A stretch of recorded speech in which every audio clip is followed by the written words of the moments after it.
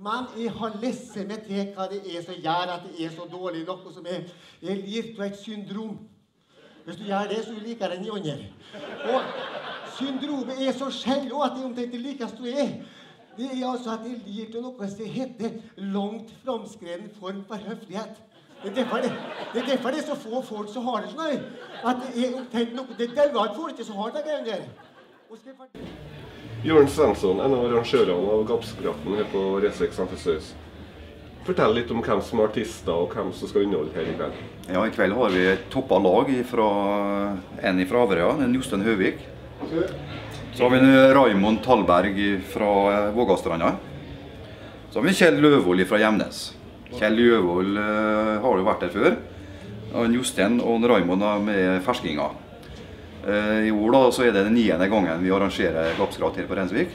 Så jeg vil jo påstå det at de har kommet til Gapskrattens vugge her på Nordmøre. Vi regner med fullt hus her i kveld da? Ja, vi har bra besøk. Håper på fullt hus, men det kanskje krasjer med noen andre arrangement, men vi tror det går bra.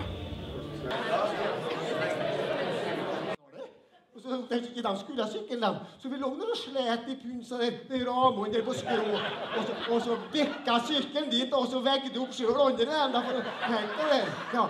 Men tror du når jentungen ble litt større da, og ville sette på seta, og da ville han prøve å være litt random, og ha med det hersen stund der framfor. Og tror du når trefte inn på en lærer? Her tror du, og dagens stein.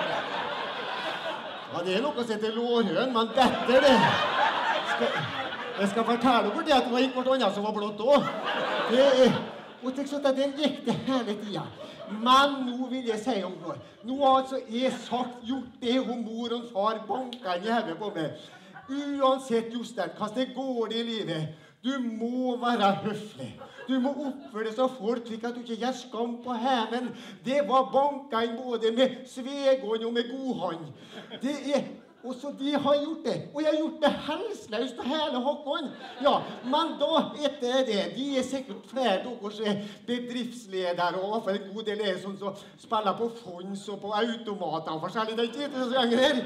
Ja, når de investerer dere kapital, så skal de få tilbake utbytte. Ja.